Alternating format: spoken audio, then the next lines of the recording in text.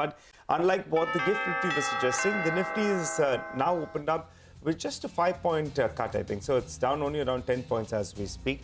And a few stocks that are really moving in pre-open, I think BHL, that's a standout one. That's up close to around 4%. So massive volumes being seen out there.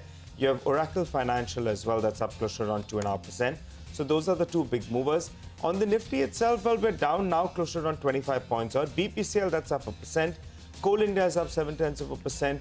Mahindra and Mahindra is down close to around 0.7%. And Bajaj Auto, the exports looked a little bit weakish. We'll try to get more clarity on that. But for starters, that's down close to around 0.5% or thereabouts. And let's pull up Escorts. I think I even saw those numbers that were flashed on the screen. They looked a little bit subdued on a year-on-year basis. Escorts mildly in the red. But guys, I think most of the street is out still on party mode. So we'll have to wait for the next few days to see more participation coming in. For starters, a little on the back foot.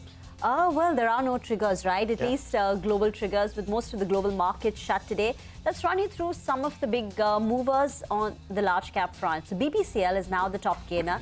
That's up close to about 1%. Oil prices continue to remain on the back foot, benign, $77 per barrel on crude.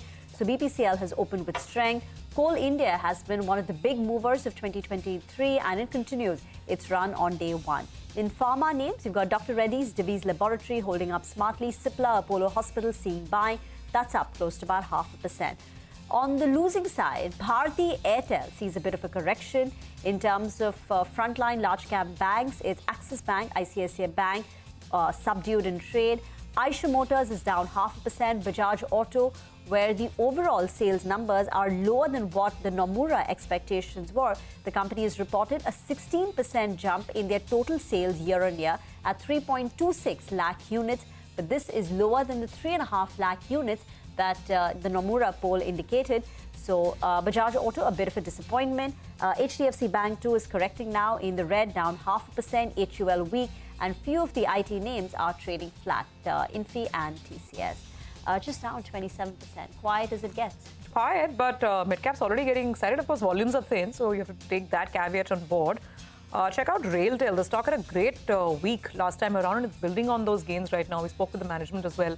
They're talking about a sizable opportunity going ahead on the signaling side. So RailTel is off to the races. Look at that, 6-7% building as we speak. Jyoti Laboratory is a very positive start for this one, 4% up here.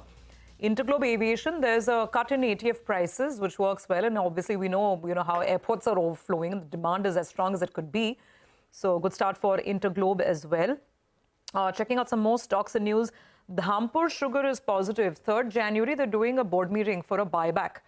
So Dhampur is up about 5.5%. BHL, Nigel mentioned, still retaining those gains of about 3.5-4%. So these are the ones. Zomato, of course, record orders, but the stock's been running. I mean, a lot of it is getting priced in. A lot of this optimism on improving business dynamics is responsible for the move to 124. So a little quiet this morning, but nonetheless, up and about. Let's see what else is coming up. Godrej Industries has had a good couple of sessions. That continues today. JBM Auto, 6.5% up as we start off. Zensar is up about 2.5%. GETND, a stock that we don't talk about too much, not the most liquid, but anyway, it's up about 5% this morning as well as we start things off. So not too bad. We're looking at more traction coming in. By the way, the PSUs are still at their game. We mentioned BHEL. Look at the others, SJVN, Coal India, NALCO, IOC. So quite a bit of this PSU party is also well and truly underway.